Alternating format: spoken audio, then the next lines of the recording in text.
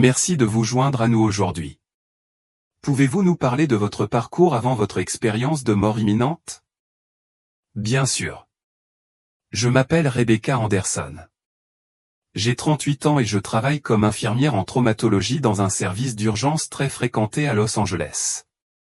Je suis mariée à mon mari, David, depuis 10 ans et nous avons une fille de 7 ans qui s'appelle Lily. Et vous avez récemment vécu ce qu'on appelle une expérience de mort imminente, n'est-ce pas? Oui, c'est vrai. Cela s'est produit il y a environ 3 mois et cela a complètement transformé ma compréhension du monde spirituel et de la nature du bien et du mal.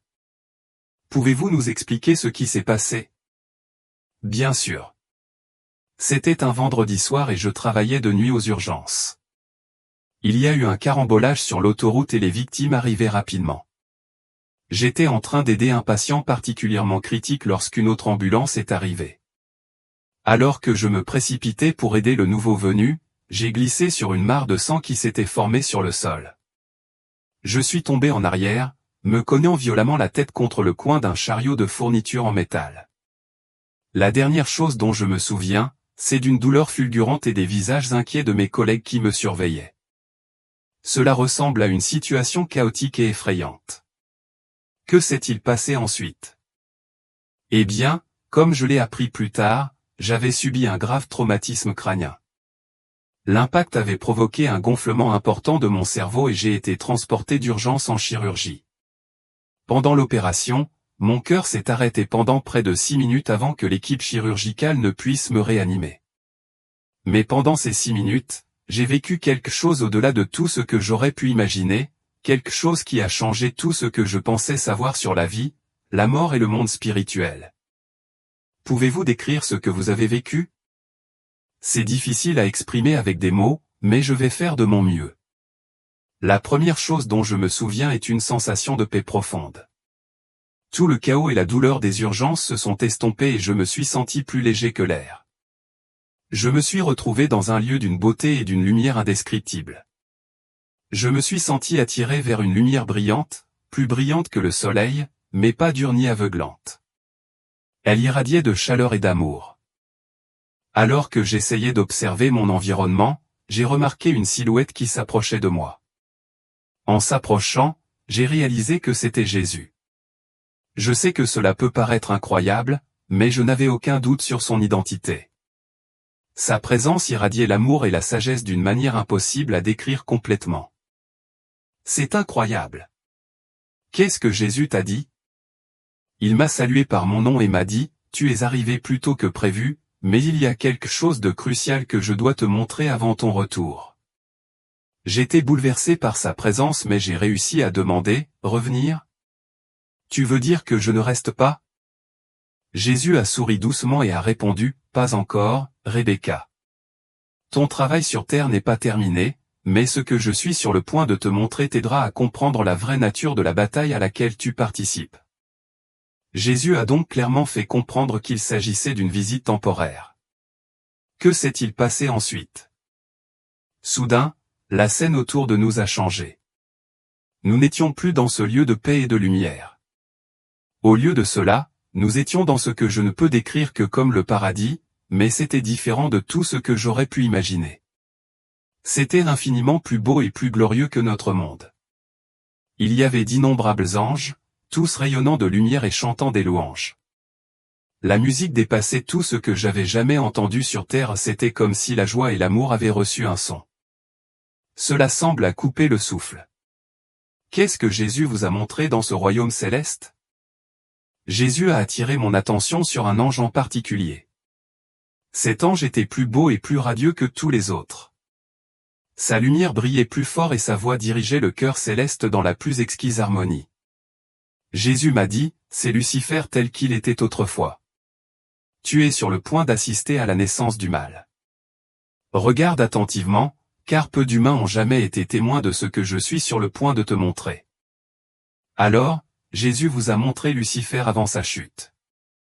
Pouvez-vous le décrire plus en détail? Lucifer était magnifique. Il est difficile de décrire avec des mots à quel point il était beau. Il semblait couvert de ce qui ressemblait à des pierres précieuses ou émeraudes, rubis, diamants qui reflétaient la lumière dans des motifs éblouissants. Ses ailes étaient énormes et brillaient de toutes les couleurs imaginables. Mais c'était plus que son apparence, il y avait un charisme en lui, une présence qui attirait l'attention de tous. Lorsqu'il chantait, c'était comme si la structure même du ciel résonnait avec sa voix. C'est une description vivante. Jésus a-t-il expliqué le rôle de Lucifer au ciel? Oui, il l'a fait. Jésus m'a dit que Lucifer était le plus élevé des anges, la création la plus parfaite. Il était le gardien du trône de Dieu et le chef de l'armée angélique dans le culte. Jésus a dit que Lucifer était le sceau de la perfection, plein de sagesse et parfait en beauté. Étant donné cette description, il est difficile d'imaginer comment un tel être pourrait tomber.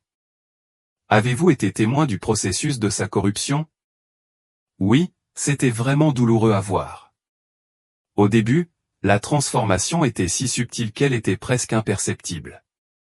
J'ai remarqué que Lucifer s'attardait, presque fasciné, alors qu'il regardait son propre reflet dans les rues dorées du ciel.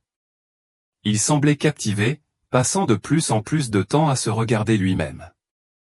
Jésus, debout à côté de moi, m'a doucement expliqué, observe attentivement, c'est l'orgueil à ses débuts.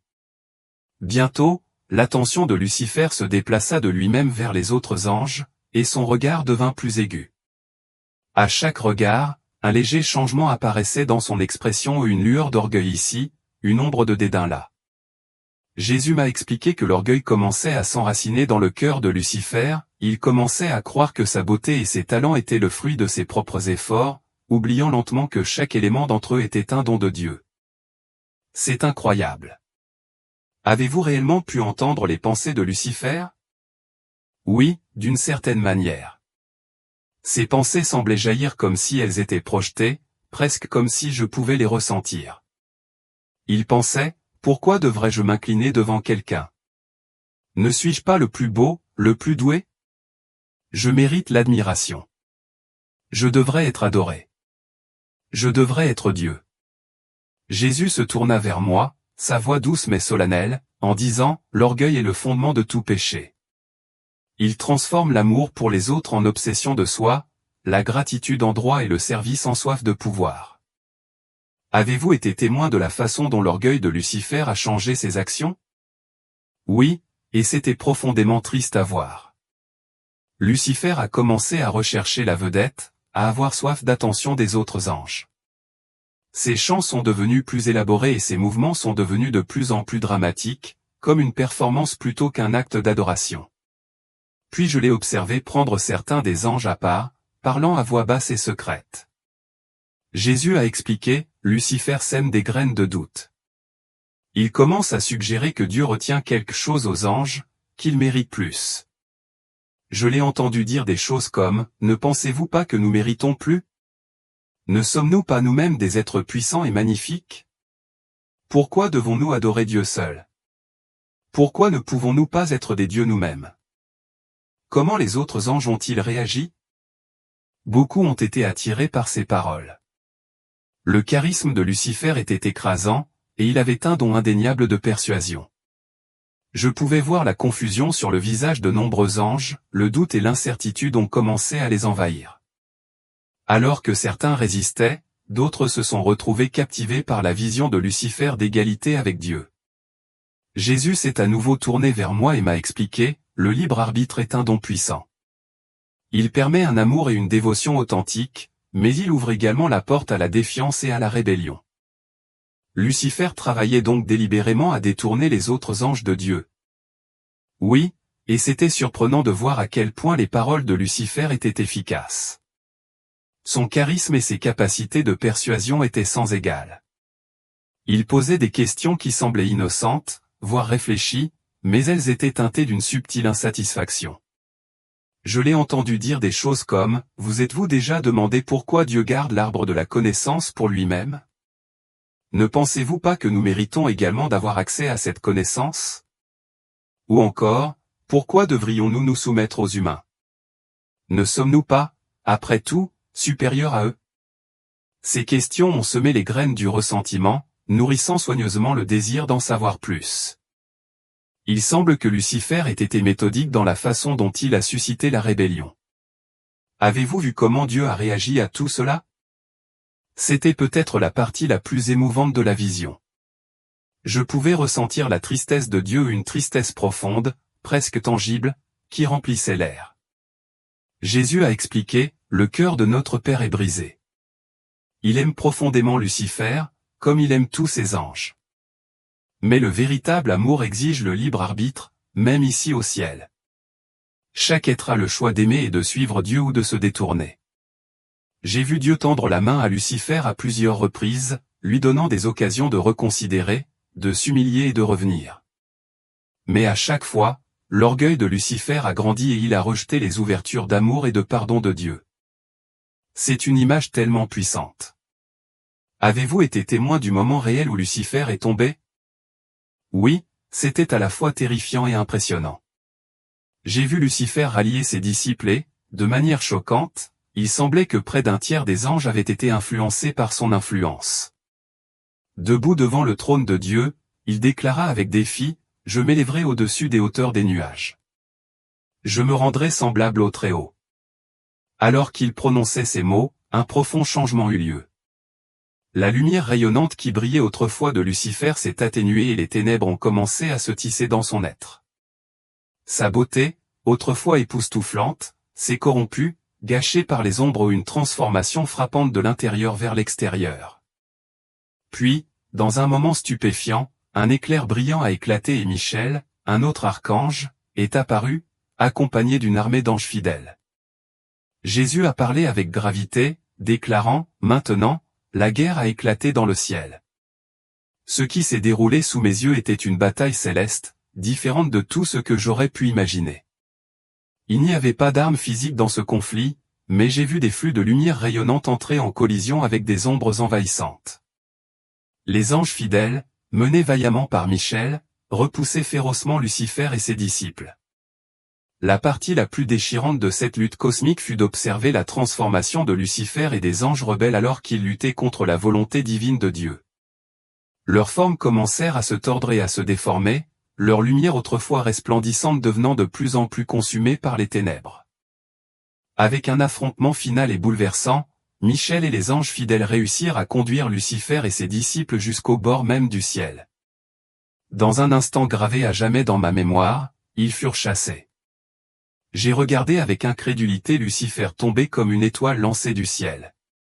Alors qu'il descendait, les derniers vestiges de sa beauté angélique brûlèrent, le transformant en un être de ténèbres totales au Satan, l'adversaire. Jésus se tourna vers moi et dit, « Tu viens d'assister à la façon dont le grand dragon fut précipité, cet ancien serpent connu sous le nom de diable et Satan, le trompeur du monde entier. » C'est une vision étonnante. Jésus t'a-t-il fait part des raisons derrière cette révélation? Oui, il l'a fait. Jésus m'a regardé avec un sérieux profond et m'a expliqué, « Je vous ai montré cela pour plusieurs raisons importantes. D'abord et avant tout, je veux que vous saisissiez la vraie nature du mal. Satan n'a pas été créé pour être mauvais, au contraire, il a choisi de se détourner de l'amour et d'embrasser l'orgueil. Il s'est arrêté un moment, permettant au poids de ses paroles de s'imprégner. Puis il a continué, deuxièmement, je veux que vous compreniez l'immense pouvoir du libre arbitre. Même l'être le plus parfait, face à un choix, peut faire le mauvais choix. C'est pourquoi la foi, l'humilité et l'amour sont si cruciaux dans nos vies. Enfin, Jésus a ajouté, je veux que vous soyez témoins des terribles conséquences de l'orgueil. C'est la racine de tout péché, capable de corrompre même la plus belle des créations de mon Père. Jésus a-t-il révélé autre chose concernant la chute de Lucifer? Oui, il l'a fait. Après m'avoir montré la chute dramatique de Lucifer, Jésus m'a conduit jusqu'à ce qui semblait être le bord même du paradis. De ce point de vue, j'ai été stupéfait en regardant vers le bas pour voir la terre en dessous. J'ai remarqué de minces fils de lumière reliant les individus les uns aux autres et au ciel lui-même. C'était une vue à couper le souffle qui m'a rempli d'espoir. Cependant, Jésus a rapidement déplacé mon attention vers les implications de la chute de Lucifer sur la terre. J'ai vu les ténèbres commencer à se répandre à travers le monde, avec des vrilles d'ombre qui s'étendaient, essayant de s'attacher aux gens. Jésus a expliqué, ce sont les influences de l'ennemi, la tentation, le doute et la peur, chacune conçue pour créer une séparation entre les individus et Dieu, ainsi qu'entre les gens eux-mêmes. Puis, dans un beau contraste, il m'a montré à nouveau les fils de lumière, vibrants et vivants, reliant les individus les uns aux autres et au ciel. Jésus a dit, ceci représente les connexions formées par l'amour, la foi et la prière. Chaque acte de bonté, chaque moment passé dans l'adoration, sert à renforcer ces liens. Vous avez mentionné plus tôt que vous avez été témoin de l'impact de la chute de Lucifer sur la terre. Pouvez-vous nous en dire plus ? Ce que j'ai observé ressemblait à une vague de ténèbres qui balayait la planète après que Lucifer et ses disciples aient été expulsés du ciel. J'avais l'impression que leur rébellion avait ouvert un portail permettant au mal de s'infiltrer dans le monde physique. J'ai vu comment ces ténèbres cherchaient à s'attacher à l'humanité, souvent de manière insidieuse. Un murmure de doute ici, une tentation passagère là. Pourtant, j'ai également reconnu que les choix humains pouvaient soit renforcer soit affaiblir ces influences sombres. Jésus m'a expliqué que cela résume l'essence de la guerre spirituelle, il ne s'agit pas d'un grand conflit cosmique, mais plutôt des petits choix quotidiens que nous faisons pour nous aligner sur l'amour de Dieu ou pour succomber à l'égoïsme et à l'orgueil. C'est une perspective qui donne à réfléchir. Avez-vous acquis des idées sur la manière dont nous pouvons nous protéger contre ces influences sombres? Oui, et c'est plus simple qu'on pourrait le penser. La clé essentielle est de cultiver l'humilité et l'amour. L'orgueil a été la cause profonde de la chute de Lucifer, et il reste son arme principale contre nous. En choisissant l'humilité ou en reconnaissant notre dépendance à Dieu et notre interdépendance les uns avec les autres, nous fermons effectivement la porte à de nombreuses tactiques de Satan. De plus, choisir activement d'aimer les autres et d'accomplir des actes de bonté renforce notre lien avec Dieu et les uns avec les autres. J'ai vu comment ces expressions d'amour créaient des brins de lumière vibrants que l'obscurité ne pouvait pas pénétrer. La prière joue également un rôle essentiel, il ne s'agit pas seulement de demander des choses, mais d'aligner notre volonté sur celle de Dieu et d'approfondir notre relation avec lui. En substance, c'est par l'humilité, l'amour et la prière que nous pouvons nous fortifier contre l'obscurité envahissante. Revoyons votre vision un instant. Avez-vous découvert quelque chose sur les anges qui ont choisi de rester fidèles à Dieu? Comment ont-ils résisté aux tentations de Lucifer? Oui, j'ai observé les anges qui sont restés fidèles, et leur dévotion était véritablement inspirante. Ce qui m'a le plus frappé, c'est leur concentration inébranlable sur Dieu.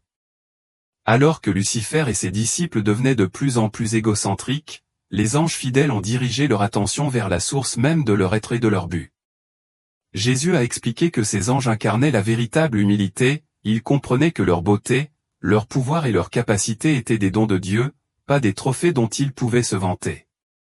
Lorsque Lucifer cherchait à les tenter avec des promesses alléchantes de plus grand pouvoir ou de plus grande connaissance, il répondait avec une profonde gratitude pour ce qu'il possédait déjà. J'ai également remarqué que les anges fidèles incarnaient une compréhension plus profonde de l'amour. Ils trouvaient de la joie à servir Dieu et les uns les autres, sans aucun désir de reconnaissance ou de statut. Cet amour désintéressé agissait comme une barrière protectrice contre les appels de Lucifer à l'orgueil et à l'intérêt personnel. Avez-vous vu comment ces anges fidèles interagissaient avec les humains? Oui, je l'ai fait. Jésus m'a révélé des bribes de la façon dont ces anges interagissent avec notre monde. Ils servent de messagers et de protecteurs, agissant souvent de manière qui reste cachée à notre vue. Je les ai vus renforcer les fils de lumière qui relient les humains à Dieu et les uns aux autres.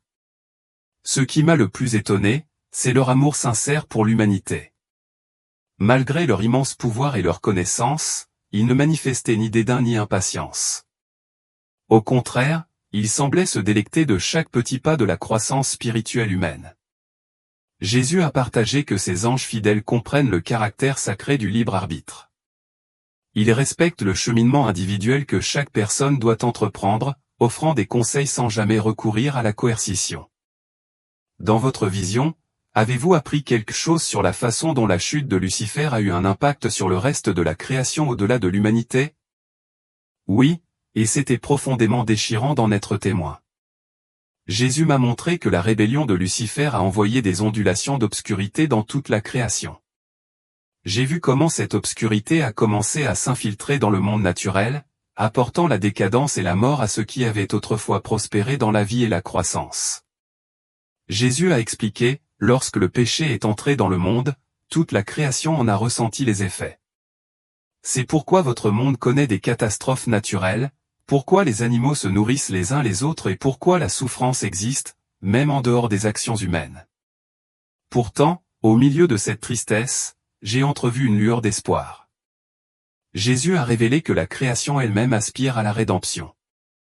J'ai observé que les actes d'amour et d'obéissance à Dieu ont le pouvoir de repousser les ténèbres, non seulement dans le cœur des humains, mais dans le monde physique qui nous entoure.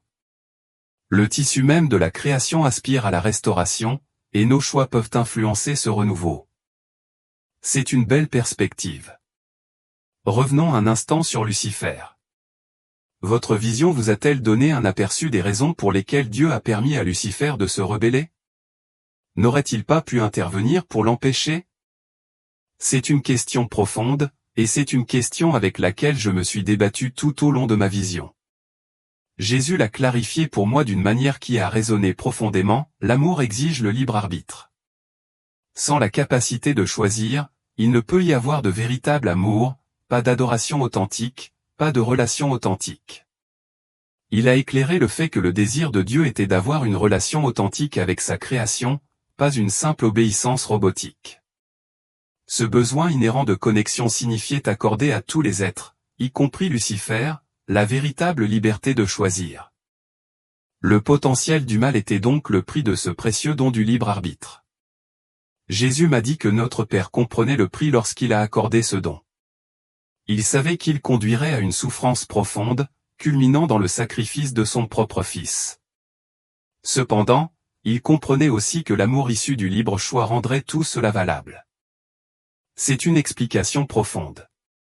Avez-vous eu un aperçu du plan ultime de Dieu en permettant cette rébellion? Oui, et cet aspect de ma vision a été l'une des révélations les plus enrichissantes pour l'esprit.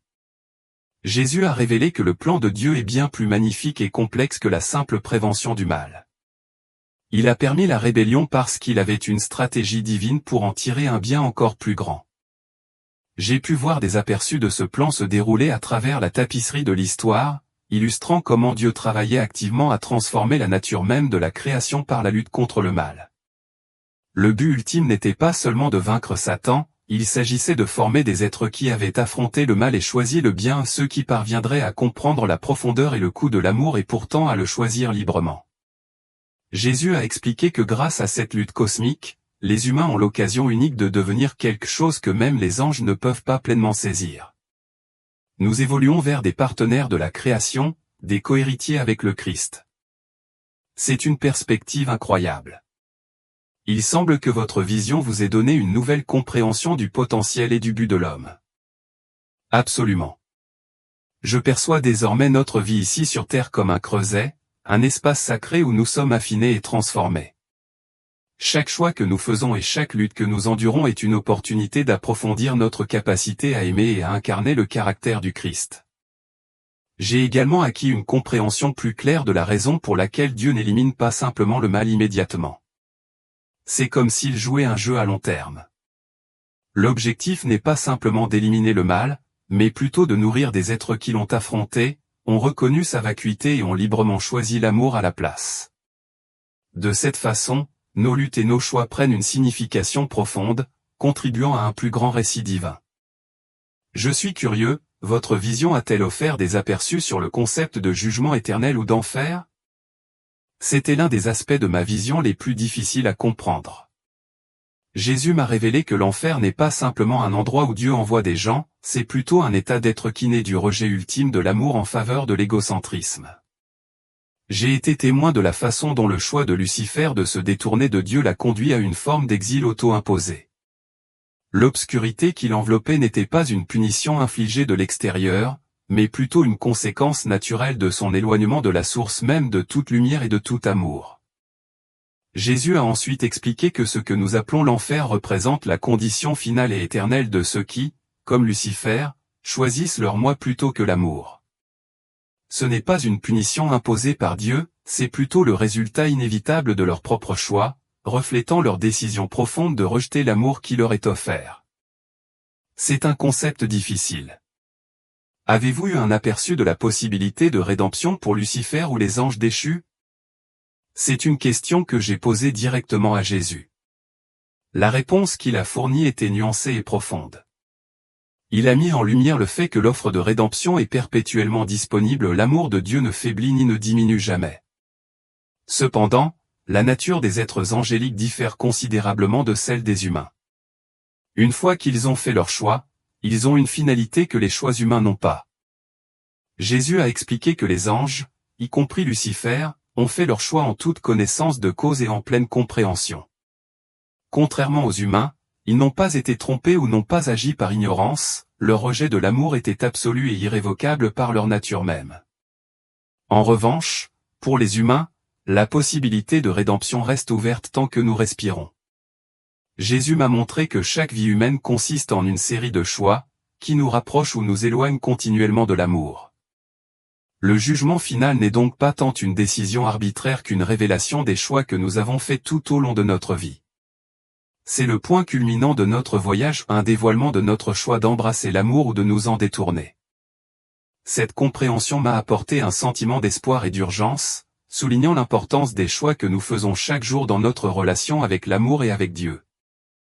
C'est une réflexion qui donne à réfléchir. Votre vision vous a-t-elle révélé des idées sur la façon dont nous pourrions résister à la tentation et éviter le sort qui a frappé Lucifer?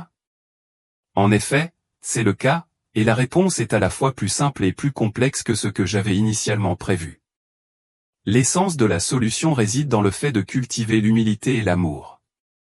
L'orgueil était le fondement même de la chute de Lucifer, et il reste son arme la plus puissante contre l'humanité. Jésus m'a transmis une compréhension profonde, la véritable humilité ne consiste pas à se dévaloriser soi-même, mais plutôt à reconnaître notre dépendance à Dieu et notre interdépendance avec ceux qui nous entourent. Cela implique de cultiver un esprit de gratitude pour ce que nous possédons au lieu de nourrir du ressentiment pour ce qui nous échappe. L'amour, dans ce contexte, sert d'antidote à l'orgueil. Lorsque nous concentrons nos énergies sur l'amour de Dieu et des autres, nous diminuons intrinsèquement notre égocentrisme. Grâce à mon expérience, j'ai appris que même les plus petits actes d'amour renforcent considérablement notre lien avec Dieu et atténuent l'obscurité qui cherche à envahir nos vies. C'est une prise de conscience puissante. Comment votre expérience s'est-elle terminée? Jésus s'est tourné vers moi, son expression empreinte de compassion, et m'a dit, « Il est temps pour toi de revenir maintenant. Souviens-toi de ce dont tu as été témoin, partage-le avec les autres.